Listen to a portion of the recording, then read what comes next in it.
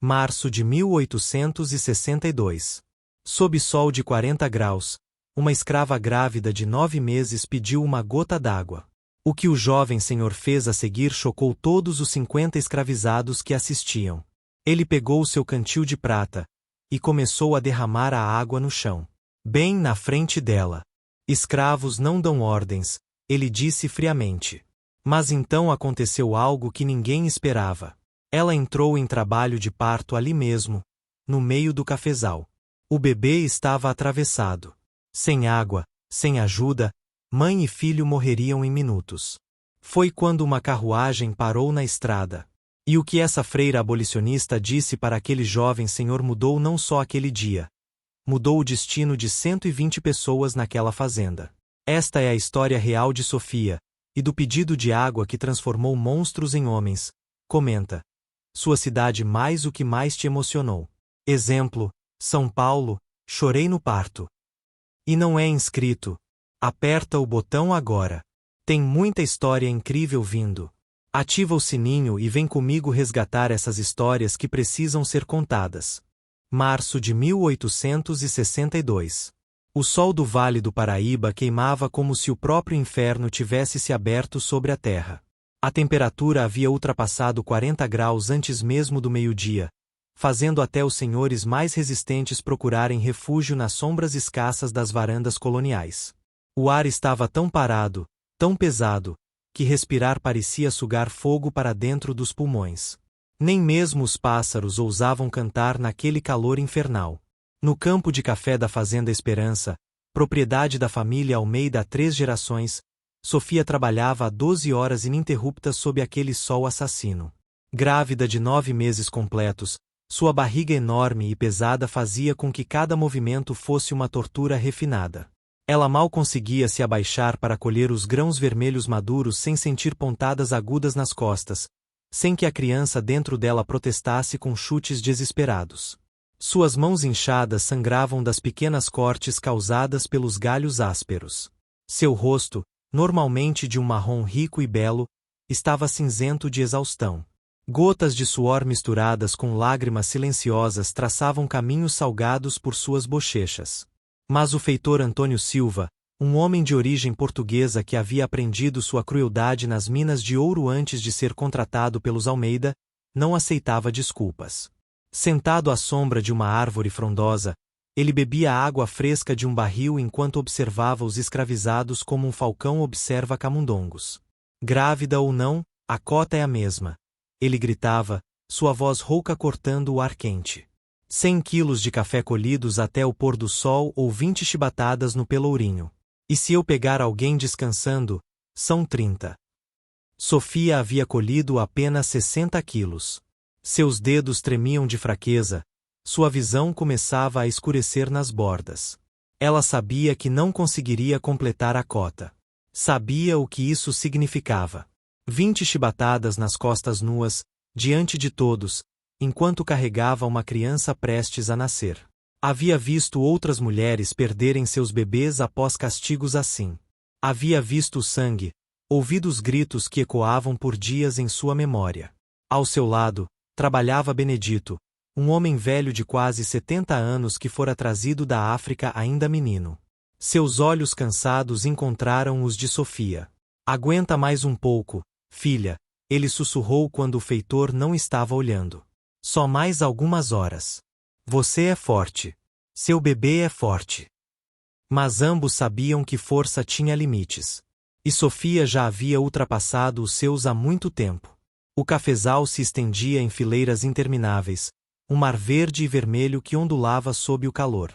Dezenas de pessoas trabalhavam ali, curvadas, colhendo, enchendo cestos que pesavam cada vez mais. Crianças de 7, 8 anos carregavam água para os adultos, mas apenas uma caneca pequena a cada 3 horas, rigorosamente cronometrada pelo feitor. Água demais deixa negro preguiçoso, ele sempre dizia, repetindo a sabedoria cruel que aprenderá de outros feitores. Sofia olhou para o horizonte, para as montanhas azuladas ao longe onde diziam existir quilombos, lugares onde pessoas como ela viviam livres. Ela sonhava com aquelas montanhas todas as noites. Sonhava em correr para lá com seu bebê nos braços, em nunca mais sentir o peso do chicote ou do trabalho forçado. Mas esses eram apenas sonhos. A realidade era o calor, o cansaço, e a certeza de que não sobreviveria àquele dia se não conseguisse água logo. Quando o sol atingiu seu zênite, transformando o céu em uma cúpula branca de luz cegante, Sofia sentiu suas pernas começarem a tremer descontroladamente. Não era apenas cansaço, era algo mais profundo, mais perigoso. Sua visão começou a escurecer nas bordas, pequenos pontos pretos dançando diante de seus olhos. A boca estava tão seca que sua língua parecia um pedaço de couro grosso colado ao céu da boca. Estava há mais de 6 horas sem beber uma única gota de água. O feitor Antônio considerava pausas para a água preguiça de negro, uma indulgência que levaria à ruína moral e à rebeldia. Se deixar beber quando querem, vão passar o dia todo na sombra bebendo e conversando, ele justificava aos outros capangas. Então racionava a água como se fosse ouro líquido, contando cada gole, medindo cada pausa com seu relógio de bolso desgastado. Foi então que Sofia ouviu o som de cascos de cavalo na estrada de terra que cortava a fazenda. Ela ergueu os olhos, protegendo-os do sol com a mão trêmula, e viu o jovem Tomás Almeida, filho mais novo do Sr. Miguel, passando montado em seu cavalo árabe importado. O animal era magnífico, pelagem negra brilhante, sela de couro trabalhado, rédeas de prata. Valia mais que 50 escravizados juntos. Tomás era um rapaz de apenas 19 anos, recém-chegado de seus estudos em São Paulo, onde frequentara a faculdade de Direito e os salões da elite cafeeira. Ele usava roupas europeias elegantes, paletó de linho claro, gravata de seda, chapéu de feltro importado. Em sua cela, pendurado em uma correia de couro fino, balançava um cantil de prata gravado com as iniciais da família Almeida. Dentro dele, água fresca perfumada com hortelã, mudada 3 vezes ao dia pelos criados da casa. Sofia não pensou. O desespero obliterou o medo, a cautela, o conhecimento de que escravizados não falavam com senhores a menos que fossem questionados primeiro.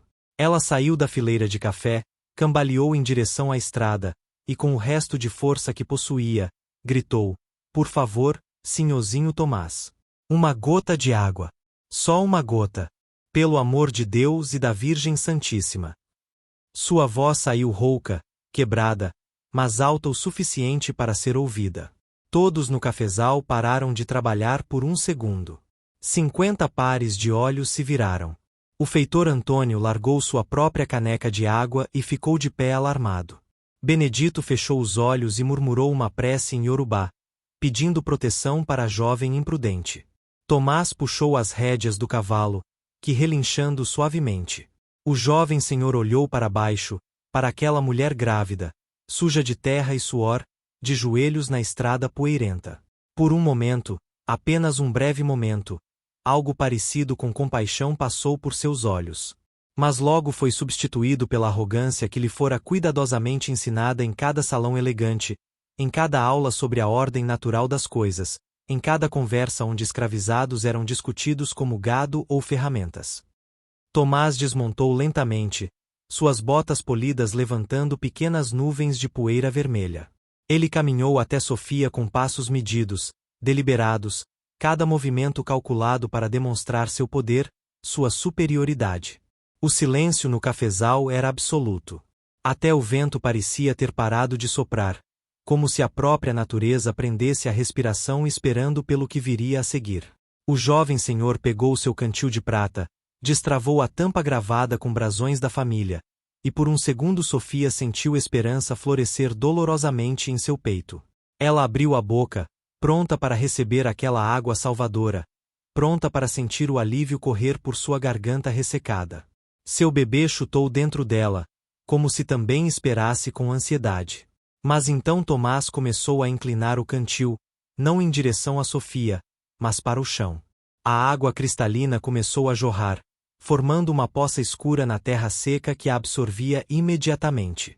Gota após gota, o líquido precioso desaparecia no solo enquanto Sofia assistia, horrorizada, incrédula. Ele esvaziou o cantil inteiro, meio litro de água fresca desperdiçada a centímetros de uma mulher morrendo de sede. Escravos não dão ordens, Tomás disse com voz fria, quase pedagógica, como se estivesse ensinando uma lição importante. Não pedem. Não exigem. Vocês trabalham quando mandamos trabalhar. Comem quando mandamos comer. Bebem quando mandamos beber. Esta é a ordem natural estabelecida por Deus e pela civilização. Ele estava apenas repetindo o que lhe haviam ensinado professores respeitados, em livros considerados científicos, em tratados sobre as raças e suas supostas hierarquias naturais. Sinhozinho, por favor. Sofia sussurrou, suas mãos tremendo em direção à última gota que escorria do cantil. Meu bebê. Seu bebê nascerá escravo, como você. Como sua mãe antes de você. Como será sempre, Tomás respondeu, guardando o cantil vazio. Volte ao trabalho antes que o feitor lhe dê um motivo real para se lamentar. Foi nesse momento que Sofia sentiu. Não era apenas desidratação ou exaustão. Era algo diferente, algo aterrorizante e inevitável. Uma contração violenta atravessou seu abdômen como relâmpago, tão forte que ela dobrou completamente, caindo de joelhos na poeira. Depois outra. E outra. Suas águas se romperam ali mesmo, na estrada, molhando a mesma terra que havia bebido a água desperdiçada. O trabalho de parto havia começado. O grito de Sofia rasgou o silêncio como trovão. Não era um grito de dor comum, era o som primitivo, visceral, de uma vida tentando entrar no mundo em circunstâncias impossíveis. 50 pessoas que haviam ficado paralisadas de choque subitamente se moveram de uma vez. Benedito largou sua cesta e correu, seus joelhos velhos protestando.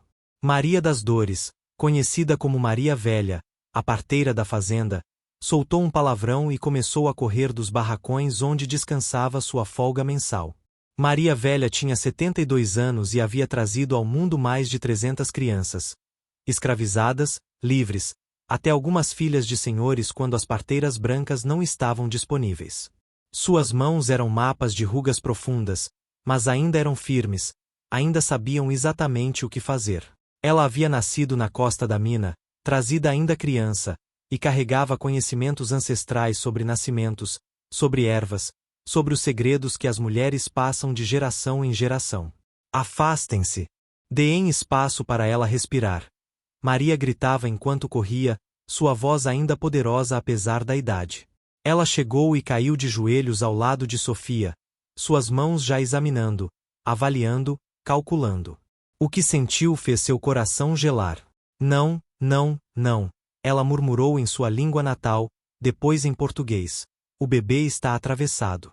Completamente atravessado. Sofia estava deitada na estrada poeirenta, sob sol implacável, suor e sangue misturados com a terra vermelha. Cada contração era uma onda de agonia que a fazia gritar até sua voz quebrar. O bebê tentava nascer, mas estava na posição errada.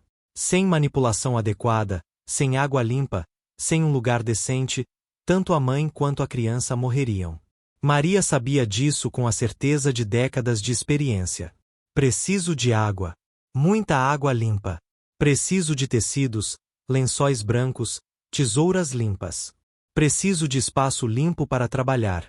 Maria gritava para quem quisesse ouvir. Esta criança está mal posicionada. Vou perder as duas se não conseguir água agora. Mas o feitor Antônio, que havia finalmente chegado à cena, apenas cruzou os braços. Um sorriso cruel torcia seus lábios finos. Deixa a natureza seguir seu curso. Se ela morrer, morreu. Se o bastardo morrer, melhor ainda. Uma boca a menos para alimentar. Uma futura fugitiva a menos. O Senhor Miguel não vai chorar pela perda de uma escrava velha e doente. Ela tem 23 anos. Benedito gritou, sua voz quebrando de indignação. 23. E esse bebê é inocente. Que Deus tenha misericórdia de sua alma, feitor, porque você vai precisar explicar isso um dia. Deus está do lado dos senhores, velho, Antônio respondeu, cuspindo no chão. Está na Bíblia. Escravos, obedeçam seus senhores. É a ordem divina. Tomás ainda estava ali, paralisado, olhando para a cena que ele próprio havia ajudado a criar. O cavalo relinchava nervosamente atrás dele, sentindo a tensão no ar. O jovem senhor estava pálido sob seu chapéu elegante, suas mãos tremendo levemente. Isto era diferente das abstrações filosóficas sobre raça e hierarquia que ele estudará. Isto era sangue real, dor real, uma mulher morrendo a poucos metros dele. Sofia olhou para ele através da névoa de dor, seus olhos ainda carregando não ódio, mas uma pergunta silenciosa. É isto que você quer ser? É este o homem que você escolhe ser? Foi precisamente nesse momento de desespero absoluto que o som de rodas de carruagem ecoou pela estrada. Uma carruagem simples, sem os adornos dourados da nobreza, puxada por 2 cavalos robustos, apareceu numa curva. O cocheiro, um homem negro livre, puxou as rédeas ao ver a comoção na estrada. Da carruagem desceu uma mulher de cerca de 45 anos. Ela vestia o hábito simples de uma freira, mas sua postura era de quem estava acostumada a comandar, a ser ouvida. Era a irmã Teresa da Silva, uma das poucas freiras negras do Brasil, filha de escravizados alforriados que haviam conseguido educá-la contra todas as probabilidades. Ela viajava pelo Vale do Paraíba há 3 anos, documentando meticulosamente os abusos da escravidão, coletando testemunhos, reunindo provas para os abolicionistas em São Paulo e no Rio de Janeiro. Seus olhos, castanhos profundos que haviam visto tanto sofrimento que pareciam poços de tristeza e determinação, varreram a cena em segundos. Uma mulher grávida caída na estrada. Sangue e líquido amniótico. Uma parteira idosa trabalhando freneticamente.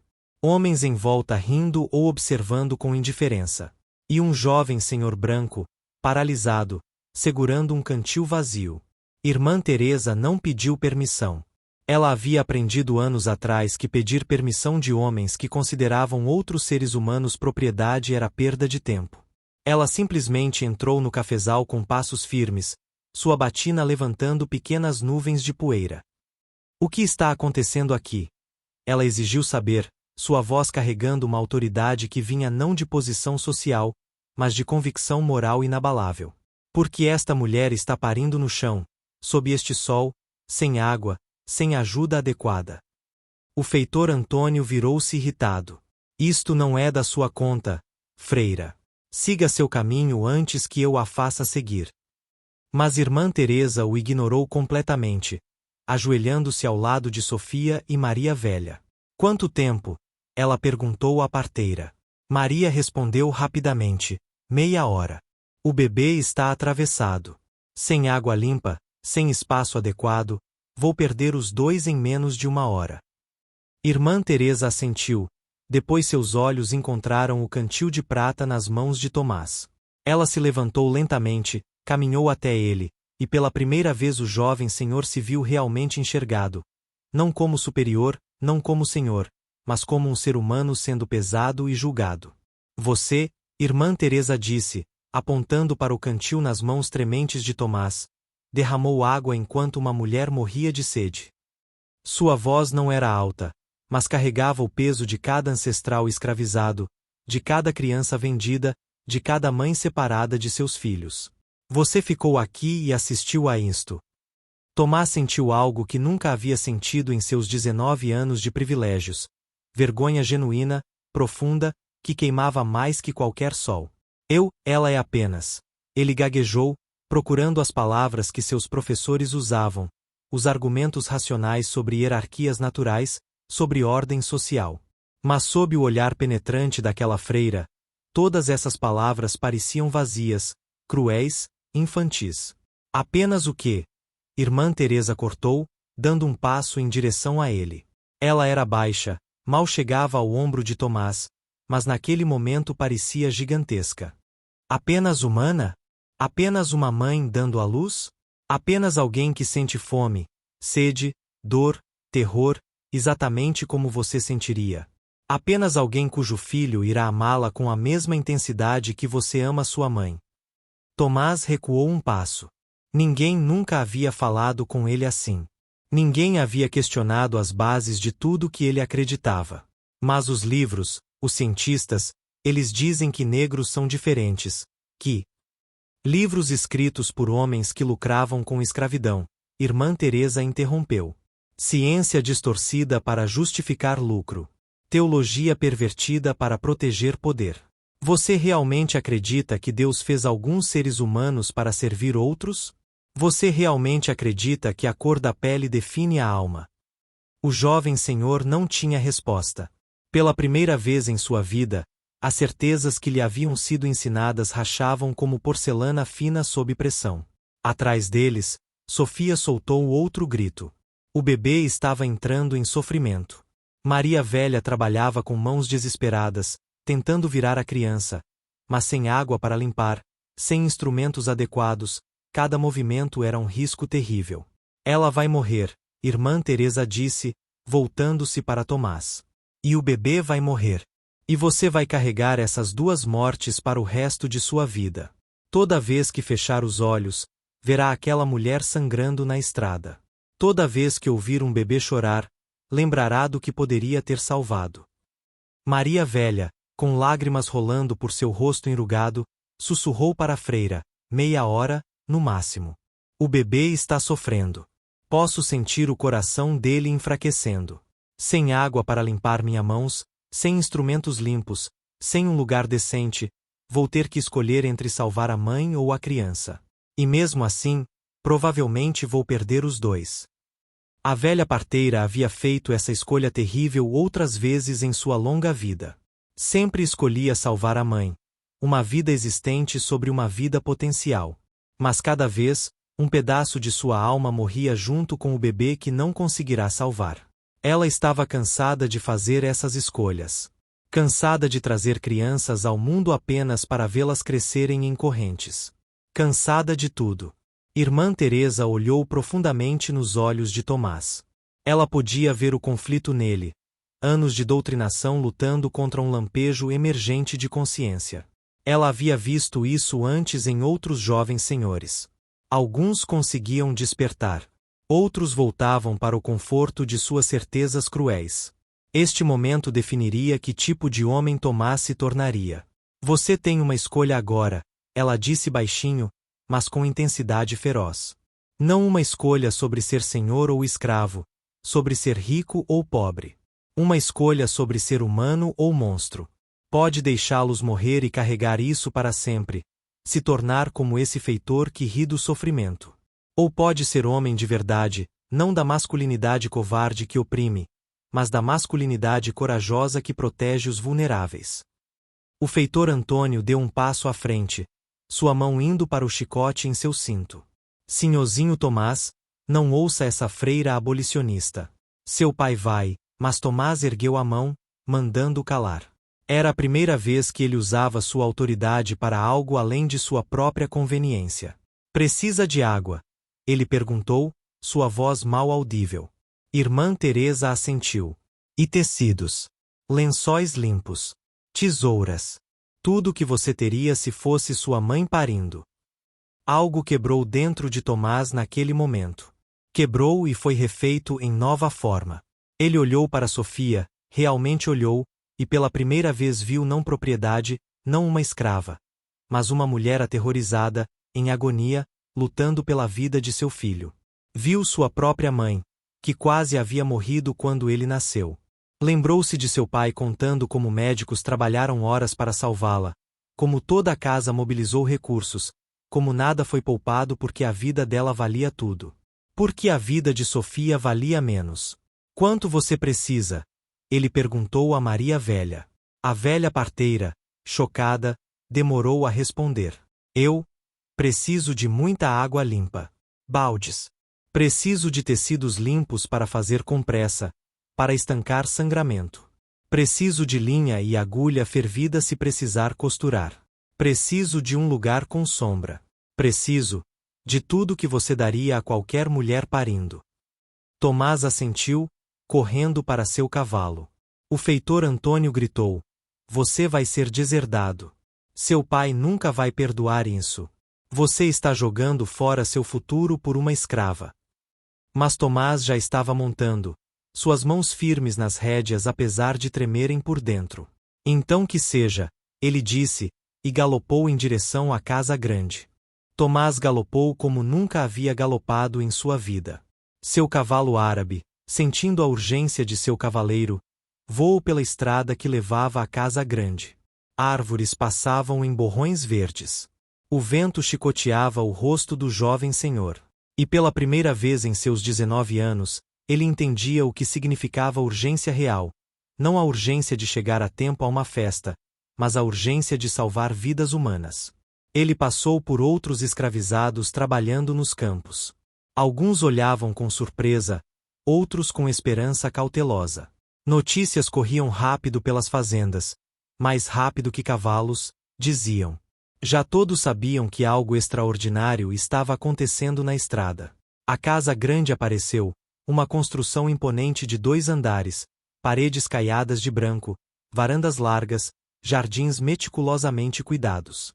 Símbolo de riqueza construída sobre o trabalho forçado de 300 pessoas. Tomás nem parou para desmontar adequadamente. Ele saltou do cavalo ainda em movimento e correu pelos degraus de mármore italiano. Seu pai, o Sr. Miguel Almeida, estava na varanda em sua cadeira preferida, fumando um charuto cubano e lendo os jornais de São Paulo que chegavam com uma semana de atraso. Aos 58 anos, Miguel era a imagem do patriarca bem-sucedido. Barba grisalha bem aparada, roupas caras, anel de ouro no dedo. 3 gerações de Almeida haviam construído aquele império do café, e ele pretendia passá-lo intacto para Tomás. Pai, preciso de água, tecidos limpos, tesouras, agulhas, agora. Tomás gritou, já entrando pela porta principal. Miguel pousou o jornal lentamente, sobrancelhas erguidas. Para que toda essa pressa, rapaz? Acalme-se.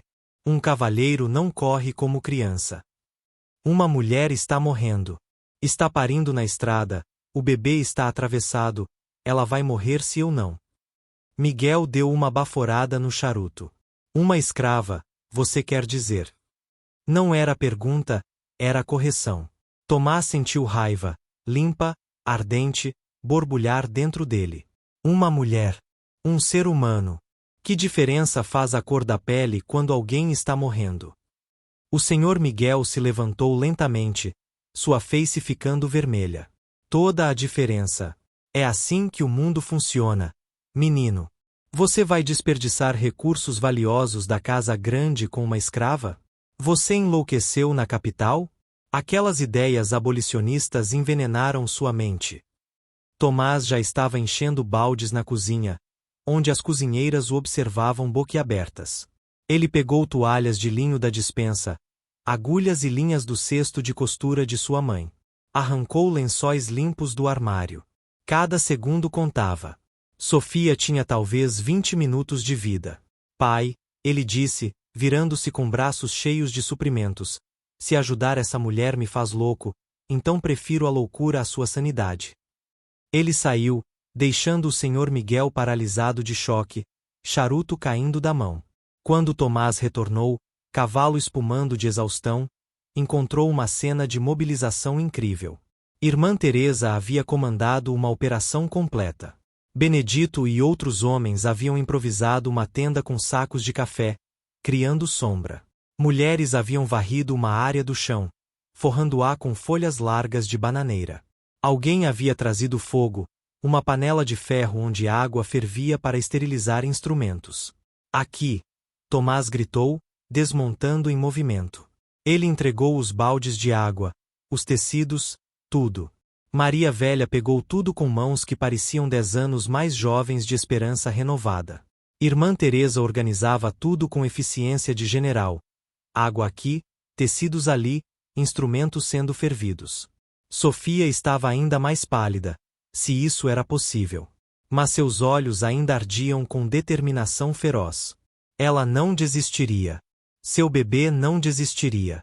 Maria começou a trabalhar, mãos agora limpas, tecidos limpos para estancar sangue, água para resfriar a testa de Sofia.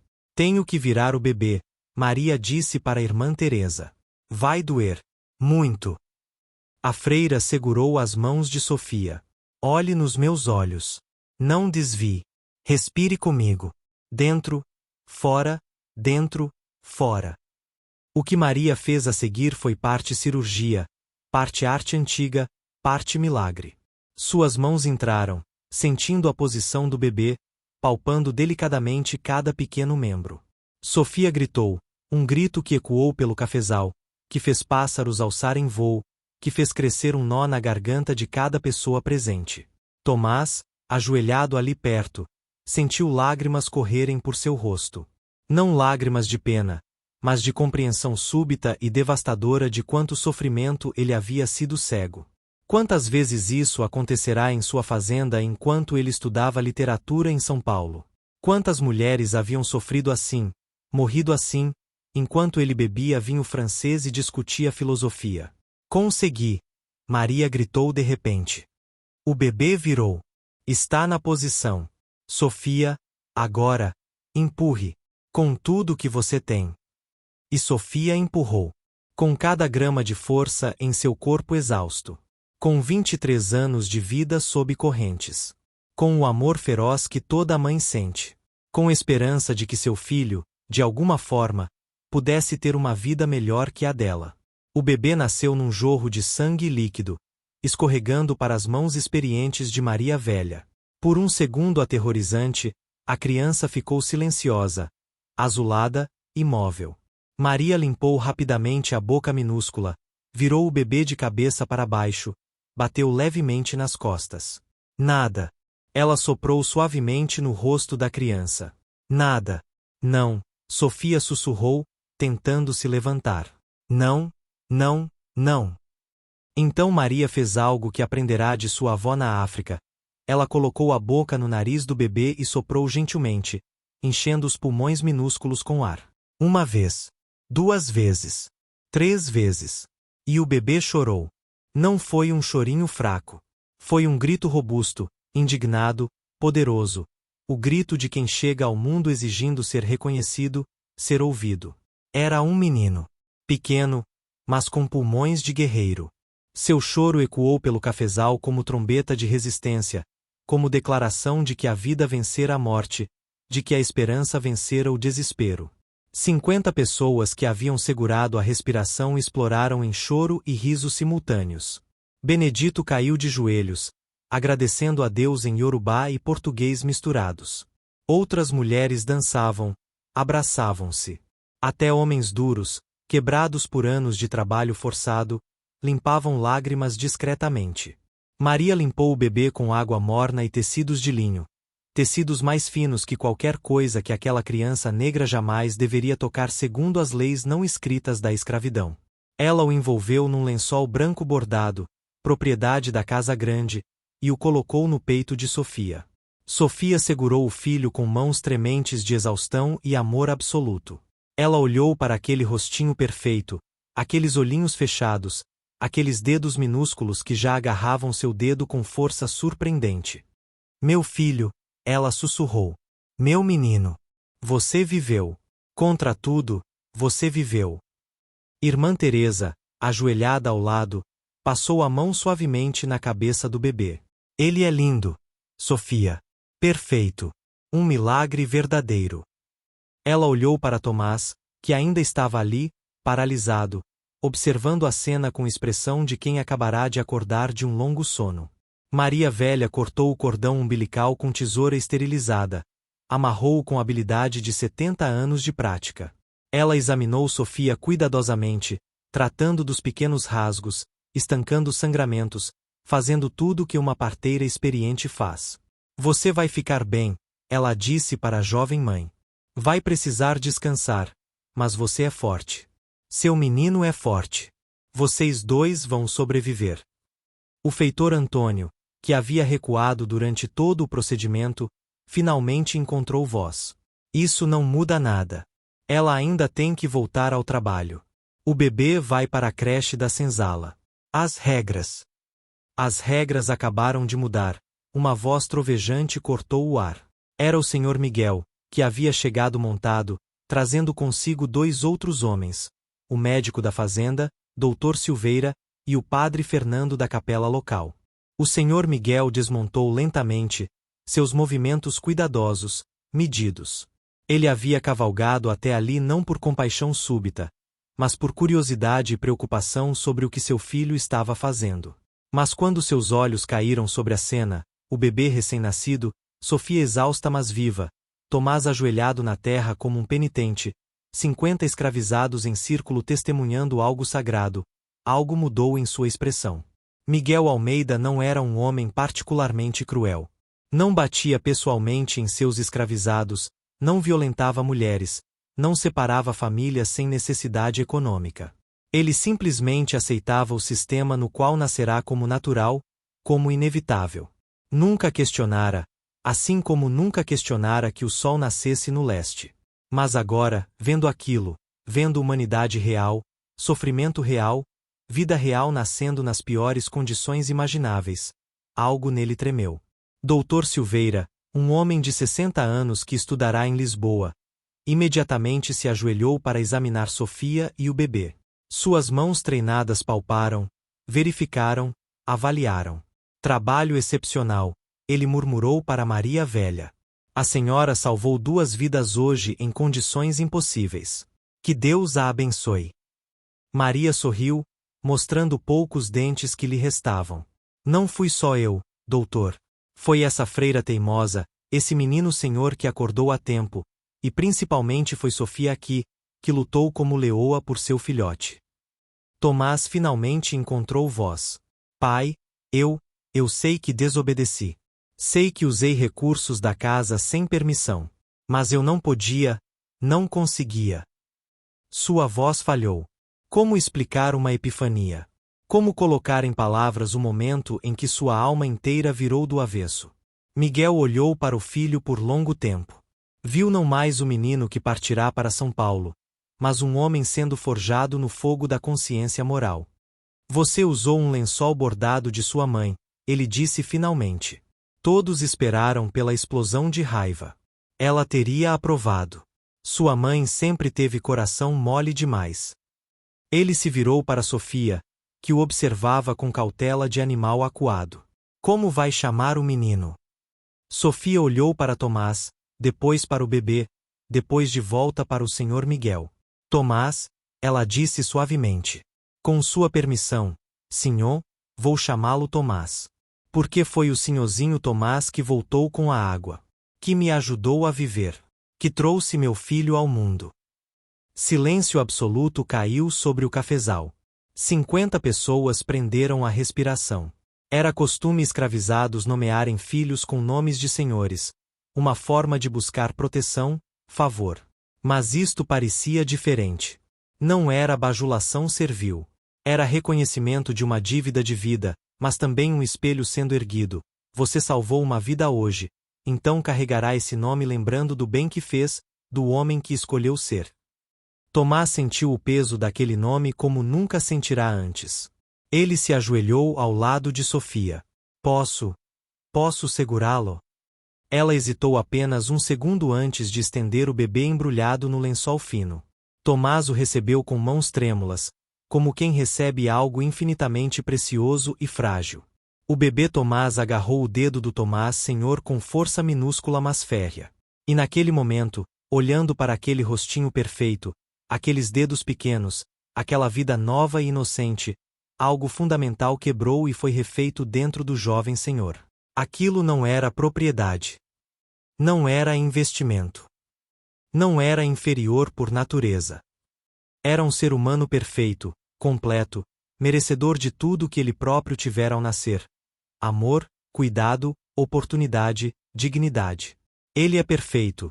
Tomás sussurrou, lágrimas rolando abertamente. Sofia. Ele é absolutamente perfeito. Irmã Teresa, observando tudo, permitiu-se um pequeno sorriso. Ela vira isso antes, o momento exato em que consciência nascia, em que alguém criado em crueldade escolhia um caminho diferente. Não era comum. Mas acontecia. E quando acontecia, ondas se espalhavam. O padre Fernando, que havia ficado silencioso até então, deu um passo à frente. Senhor Miguel, este bebê precisa ser batizado. E ele pausou, escolhendo palavras cuidadosamente. Talvez este seja um momento de graça. Um momento onde Deus nos mostra algo importante sobre o valor da vida, qualquer vida. Miguel respirou fundo. Ele podia sentir o peso dos olhos de 50 escravizados sobre ele. Podia sentir o julgamento silencioso em seus olhares. Pela primeira vez em 20 anos como senhor absoluto de 300 pessoas, sentiu-se não poderoso, mas pequeno. Não superior, mas julgado e achado em falta. Sofia, ele disse, sua voz mais suave que qualquer um esperaria, você tem uma semana de resguardo. Sem trabalho.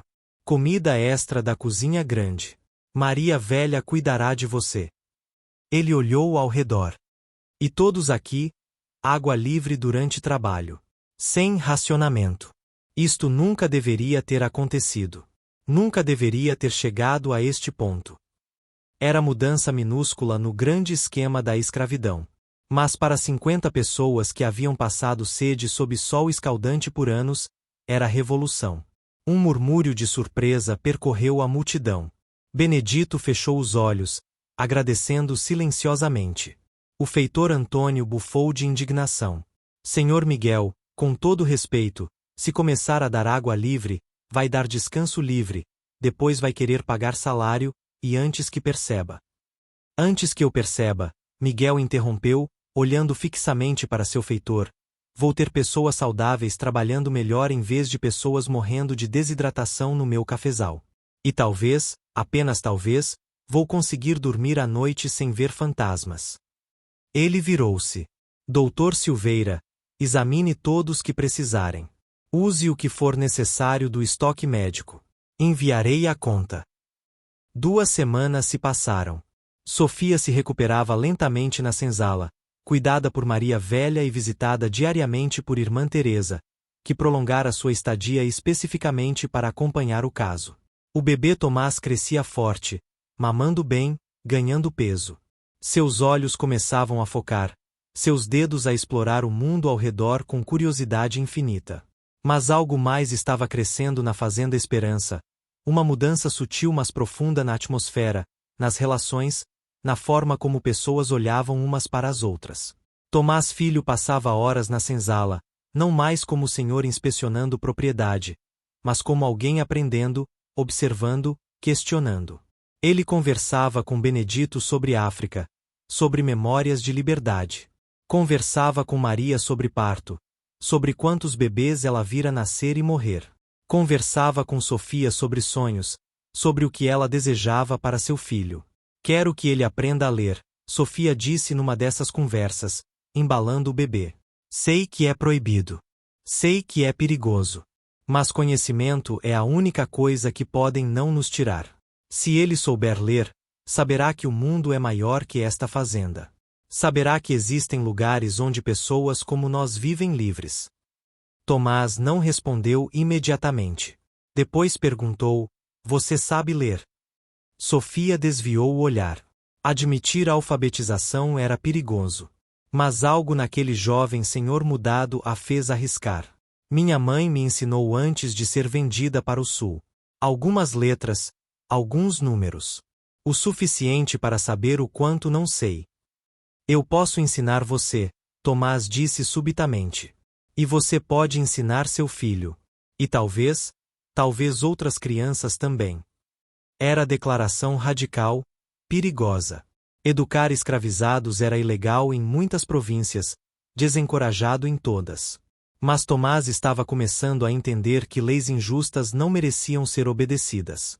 Irmã Teresa, que ouvirá a conversa, sorriu. Jovem Tomás, você está começando a entender. Educação é libertação. Conhecimento é poder. E poder distribuído não diminui, multiplica. Ela se virou para Sofia. Eu voltarei em 3 meses. Vou trazer livros. Materiais de escrita. Se vocês quiserem, podemos começar uma escola secreta aqui. Já tenho 6 em outras fazendas pelo vale. Foi então que o senhor Miguel apareceu na porta da senzala. Sua presença ali era tão incomum que todos ficaram em pé automaticamente. Ele olhou ao redor, para o ambiente limpo mas miserável, para as camas de tábuas duras, para as paredes cheias de frestas. Pela primeira vez em 20 anos, realmente viu como seus escravizados viviam.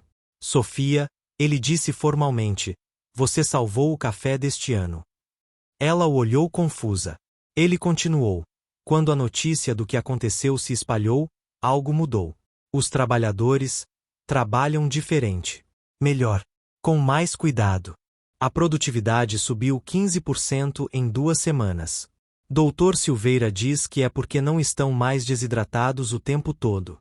Mas eu acho que é mais que isso. Ele se virou para Tomás. Você estava certo. Eu estava errado. E um homem que não admite quando está errado não é homem, é tolo. Para um patriarca do século XIX, era a admissão monumental. Vou mudar coisas aqui. Devagar, porque mudança rápida assusta os outros fazendeiros, assusta os compradores, assusta todo o sistema. Mas vou mudar. Pai, Tomás disse suavemente, mudança devagar ainda é mudança. E talvez seja melhor assim, mudança que dura, em vez de revolução que é esmagada. Ele olhou para Sofia, para Maria, para Benedito. Mas tem que ser mudança real. Não pode ser só aparência.